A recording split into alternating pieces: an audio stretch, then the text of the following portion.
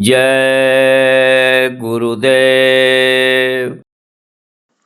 प्रेम न बारी उपजे, प्रेम न हाट बिकाय। राजा प्रजा जेहि रुचे, शीस दे लई जाय।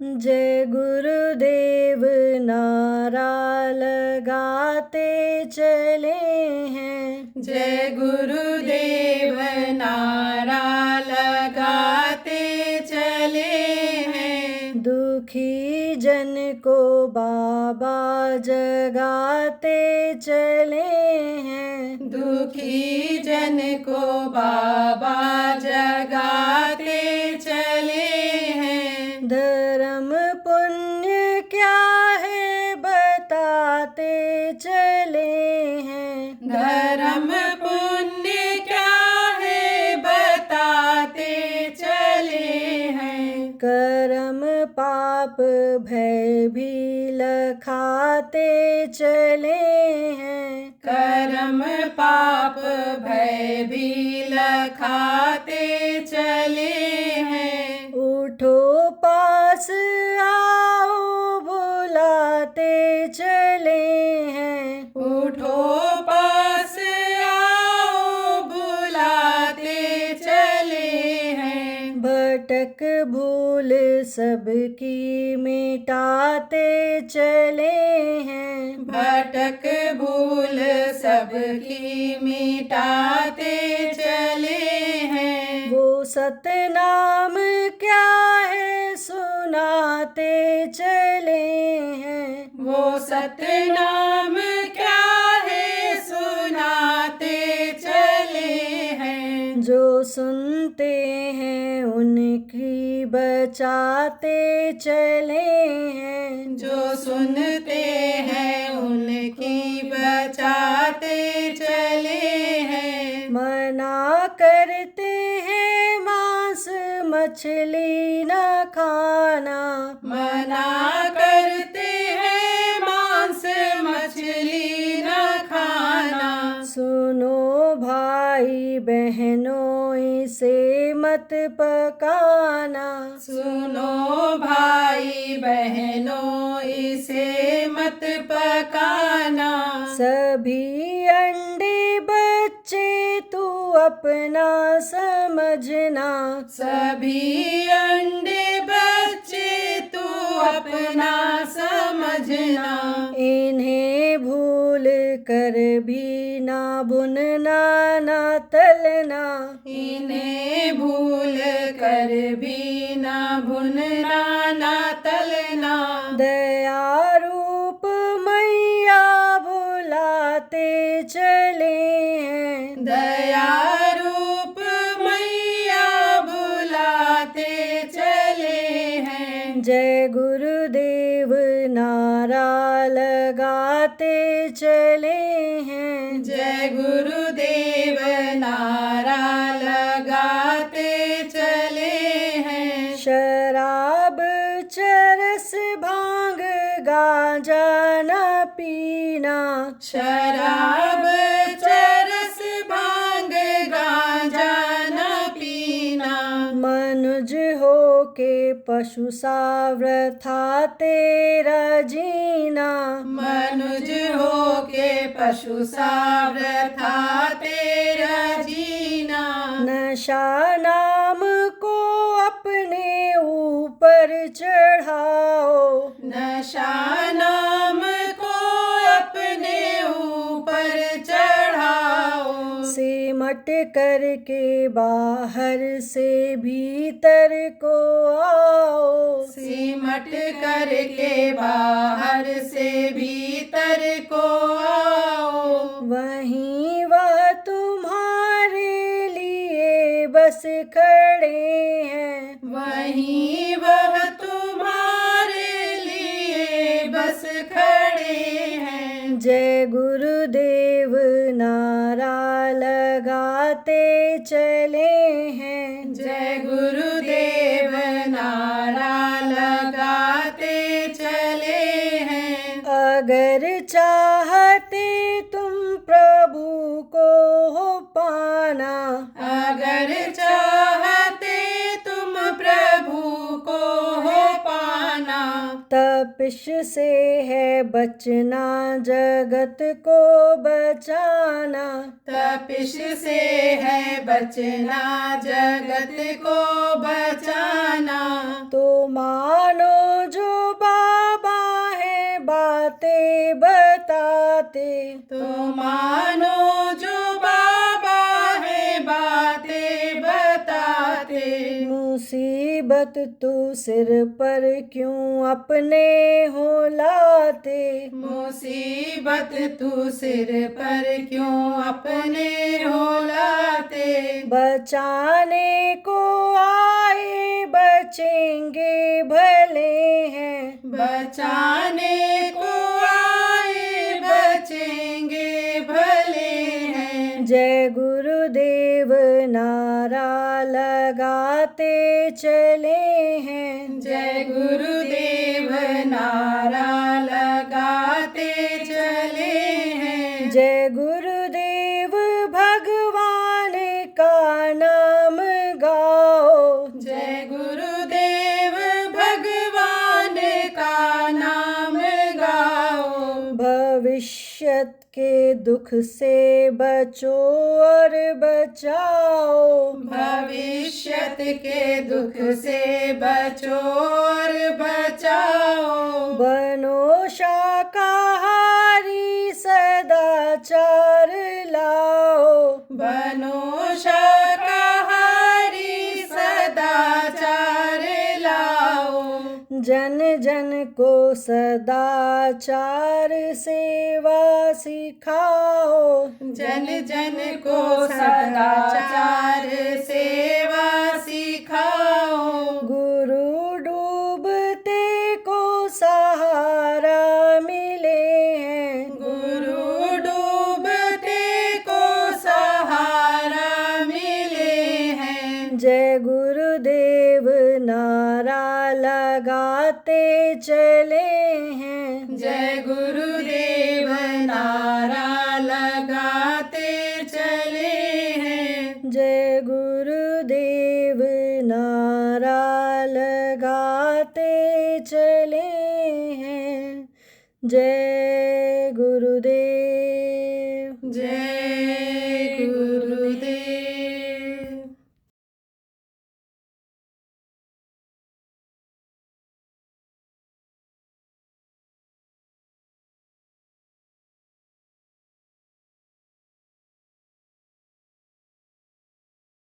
और देखो प्रेमियों, लोगों को छुट्टी रहती है। कब छुट्टी रहती है? कुछ लोगों को शनिवार और इतवार 2 दिन की सप्ताह रहती है, और नहीं तो इतवार को रविवार जिसको कहते हैं, उस दिन छुट्टी लगभग सब जगह होती है। दुबई में गुरुवार यानी शुक्रवार को होती थी, अब वहाँ यानी समझो इतवार को ही होने लग गई, तो इतवार को छुट्टी होती है। तो इतवार के दिन और भी काम रहता है। क्या काम रहता है? घर का भी कुछ काम रहता है। एक सप्ताह का तो दिन रात नौकरी में ही रहते हैं, तो दुकान पर ही बैठते हैं। छुट्टी के दिन कुछ घर का काम निपटाते हैं। साप्ताहिक सत्संग होता है, उसमें जाते हैं। गोष्ठी हुई, मीटिंग हुई, जिला की हुई, प्रांत की हुई, तो वहाँ भाग करके सुबह सुबह ट्रेन बस पकड़ते हैं, तो व्यस्तता रहती।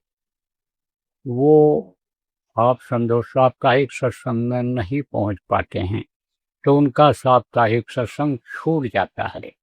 इसलिए एक दिन के बजाय 2 दिन सप्ताह में कर लो, 3 दिन कर लो।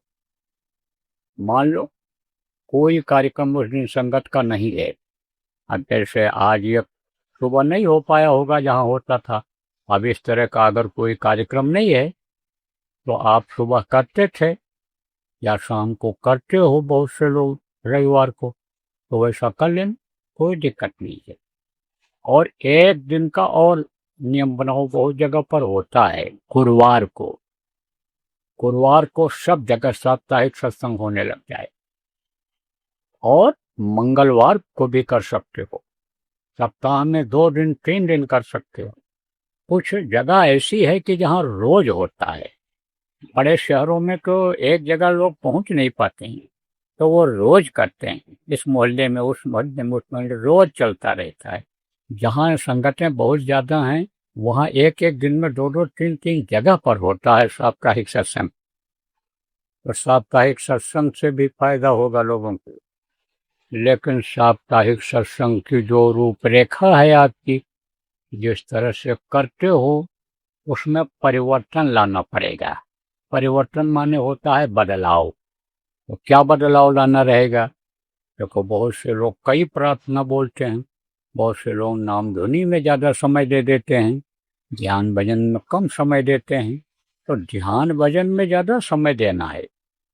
आप ये समझो, एक प्रार्थना बोल दिया, 3 बार 5 बार नाम धुनी बोल दी, चाहे आखिर में नाम धुनी बोलो तो भी कोई बात नहीं है। एक प्रार्थना बोल दिया और 45 मिनट कम से कम ध्यान और 45 मिनट कम से कम भजन, ये करा दिया। उसके बाद में नाम धुनी बोल करके वो समाप्त कर लो। और फिर जो प्रवचन सुनाते हो, सत्संग सुनाते हो, ज़्यादा सुनाने की जरूरत नहीं है। आप सुना सकते हो तो साधना के लिए प्रेरणा भरो उनके अंदर, इसका महत्व समझाओ, साधना का नाम की महिमा को बताओ, गुरु की महिमा को बताओ, गुरु से दया लेने के बारे में बताओ। नहीं अगर बता पाते हो तो आप बराबर जो इस काम को करते हो, वो यूट्यूब पर तमाम सत्संग पड़े हैं, उनको बराबर सुनते रहो, उसमें आपको मिल जाएगा रास्ता। गुरु महाराज के सत्संग रहे हैं उसमें आपको मिल जाएगा, उपलब्ध हो पावे मिल पावे। तो पुराने जो अमर संदेश गए उसमें निकलता रहता था, पत्रिकाएं निकलती रहती थी, वो ओरिजिनल अगर मिल जाए उसी समय का तो आप ये समझो कि उससे भी आपको मिल सकता है। नहीं तो मोटी मोटी बात, अनुभव वाली बात, जिसकी वजह से आपका मन लगा साधना में, ऐसे बातों को साधक भाई आप लोग उनको बता दो कि भाई इस तरह मन को रोकना पड़ता है, इस तरह शरीर को रोकना पड़ता है, इस तरह से खान पान रखना पड़ता है, तब यह मन रुकता है। नहीं तो ये फिसलता है कोई चीज़ देख करके, जैसे चिकने घड़े के ऊपर पानी पड़ जाए और वो कब फिसल जाए कुछ नहीं कहा जा सकता है, ऐसे ये मन फिसल जाता है। तो जो साधक हो आपको, अब आप लोगों को आगे बढ़ना है इसी, आप आगे जब बढ़ोगे तब बात बनेगी, क्योंकि आपको टेस्ट मालूम हो गया है। टेस्ट किसको कहते हैं? जैसे कोई खट्टा ही खट्टा खाता रहा और मीठा एक दिन मिल गया तो कहेगा ये तो भाई बहुत मीठी चीज है, अब इसी को खाना चाहिए। अभी तक हम खट्टा मीठा फल लोगों को खिलाते थे, अब हम मीठा मीठा फल लोगों को खिलाएं। ये तब वही खिला सकता है कि जिसको उसका स्वाद मिल जाए कि यह मीठा है। तो आपको जिनको कुछ स्वाद मिल गया ध्यान भजन करने का और कराने का, आप लोग इस काम में लगो, आप लोग साधना शिविर जगह जगह पर लगाओ। और अभी पूर्णिमा जब आएगी तो पूर्णिमा में 5 घंटे पे साधना शिविर जब 9:30 बजे खत्म होगी सुबह, थोड़ी देर मान लो और हो जाएगा नाम धुनी वगैरह प्रार्थना वगैरह में। उसके बाद में बताया जाएगा, सुनाया जाएगा कि कब आप फिर समझो कि कब आने लगेगा ये 24 घंटे वाला। लेकिन समय का कोई ये नहीं रहेगा कि ज़्यादा समय आपको मिलेगा, 2 दिन का ही मान लो समय मिलेगा। तब कैसे तैयारी करोगे?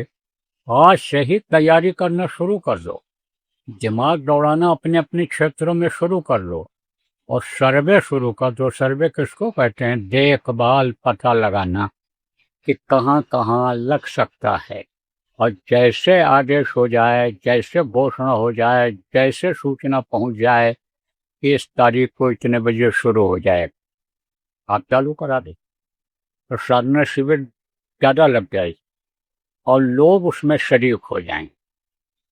उसकी योजना आपको बताते हैं। जैसे मैंने आपको बताया कि ये हमारी बात जो है वो दूर दराज नहीं पहुंच पाती है।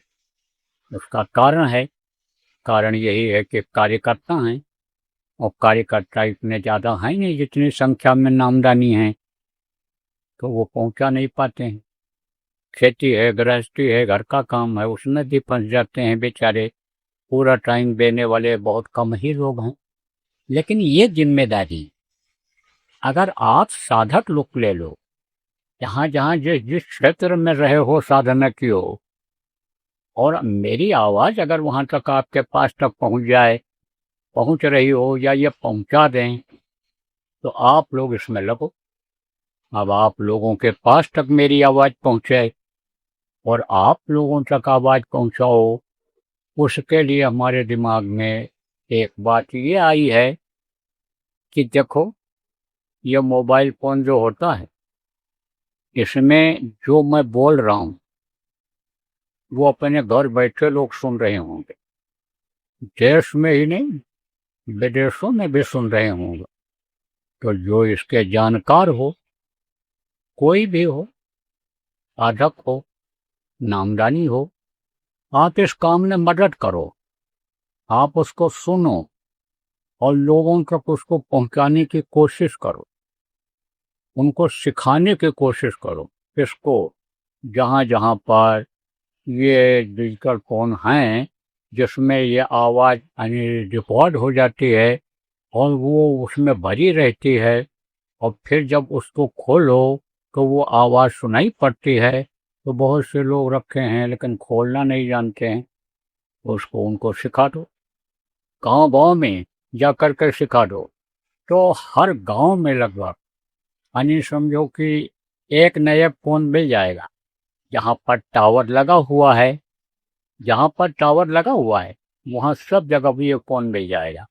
मान लो कोई गरीब है, छोटा मोटा फ़ोन खरीद लिया, कम कीमत का खरीद लिया, आवाज़ सुनते हैं और बोलते हैं, बात करते हैं, लेकिन कोई न कोई उसको भी खरीद लेता है कि जिसमें फ़ोटो भी आ जाता है। बहुत सारे सिस्टम होते हैं, तो उनको सिखा दो।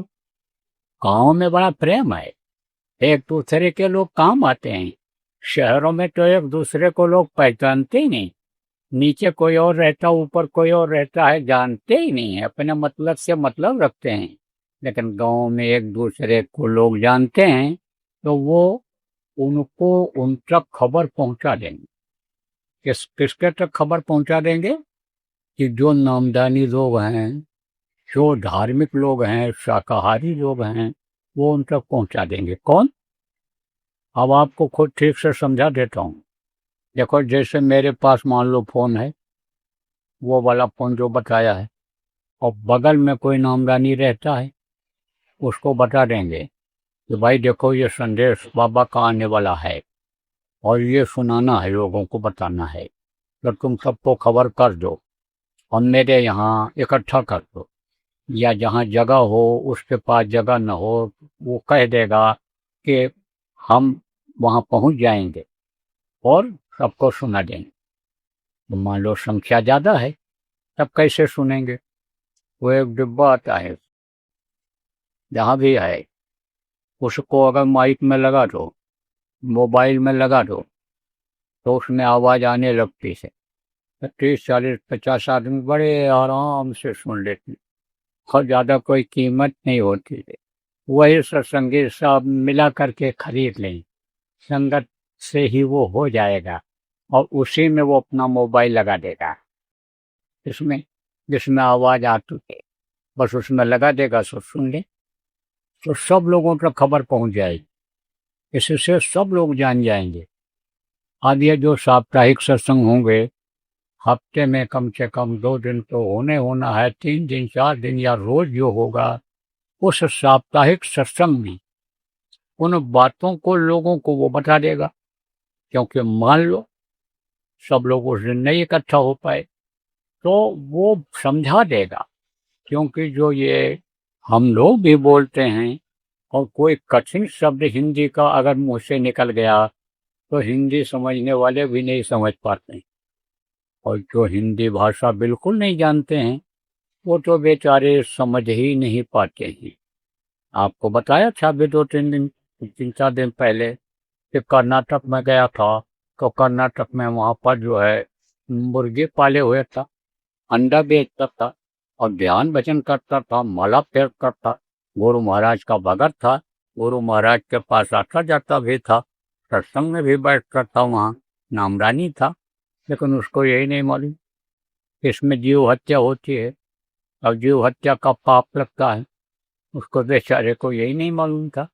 वो तो जिसने समझा दिया ये गुरु हैं और ये गुरु ने नाम दिया है, इस नाम को जपो, ऐसे ध्यान लगाओ, ऐसे भजन करो तो तुमको फायदा होगा।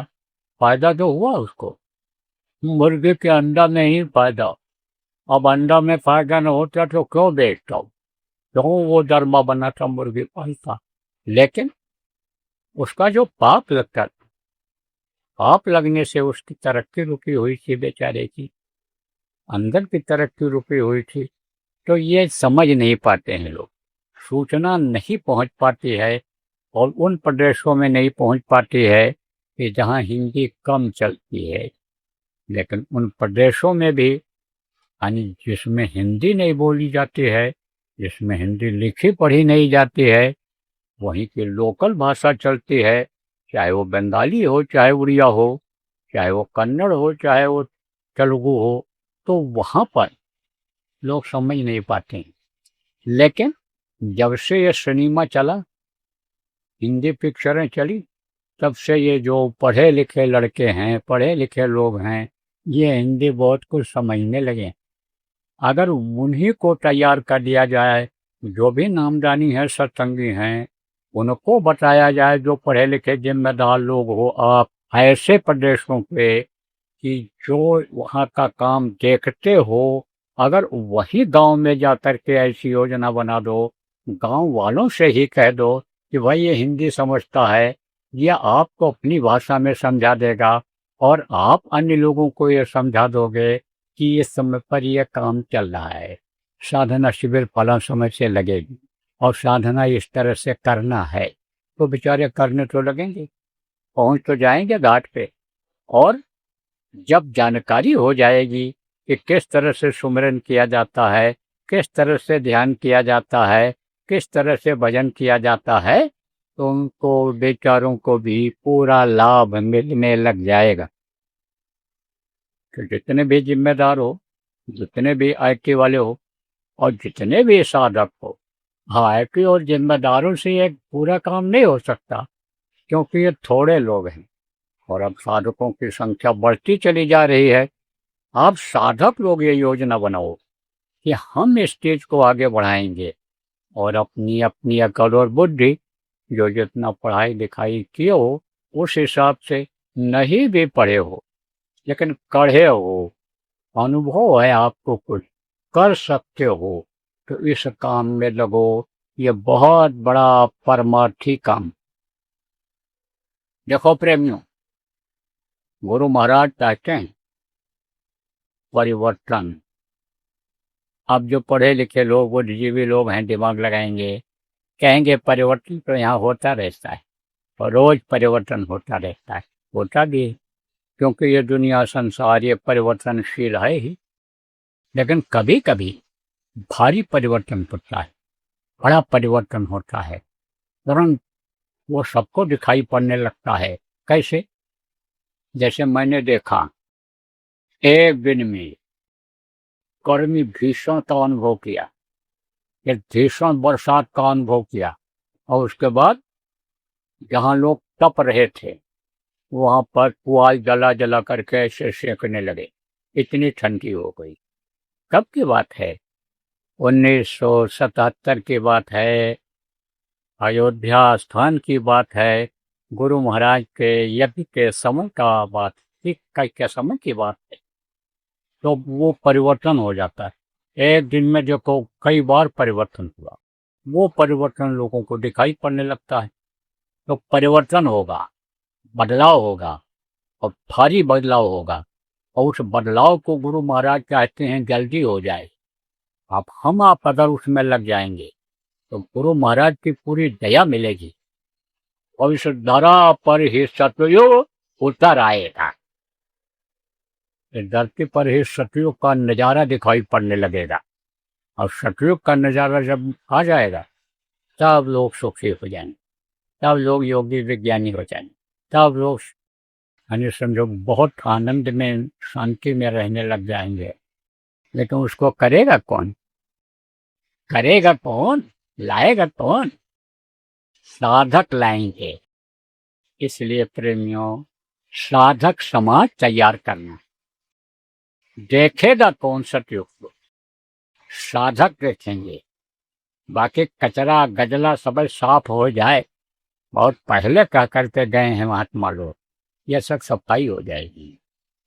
बदल देना है। देखो जो नामदानी है उनमें पहले बदलाव लाना है, भाव भरना है, क्योंकि वो गुरु के जीव हैं और उन पर अपना फर्ज बनता है, तो उनको भी सबसे पहले इसमें लगाया जाए। नामदान बंद कर दिया गया है, प्रवचन बंद कर दिया गया, सत्संग बंद कर दिया गया। क्यों बंद किया गया? हमेशा के लिए नहीं बंद हुआ है। गुरु महाराज के जब मौज होगी तब फिर शुरू किया जाएगा। लेकिन कम से कम ये जो लुटा दिया गया है, हाँ, ये लूट लिए हैं जिसको समझ नहीं पा रहे हैं। बीज तो पड़ ही गया है, तो उनके अंदर अंकुरित तो हो जाए। इसलिए इस काम में लगने की जरूरत है। मोटी बात आके समझो कि बदलाव लाने की जरूरत है, अच्छा समाज बनाने की जरूरत है, साधक समाज बनाने की जरूरत है इस समय।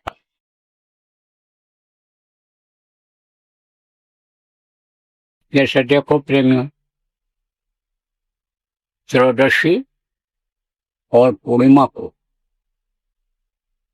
बहुत स्थानों पर आप प्रेमी इकट्ठा होते हो और वहां सत्संग करते हो, ध्यान भजन करते हो और प्रसाद का वितरण करते हो। जो लोग आते हैं वो भी खाते हैं, कुछ लोगों को बाहर भी बांटते हो अपने अपने हिसाब से, जो जिसका जैसा हिसाब बना हुआ है।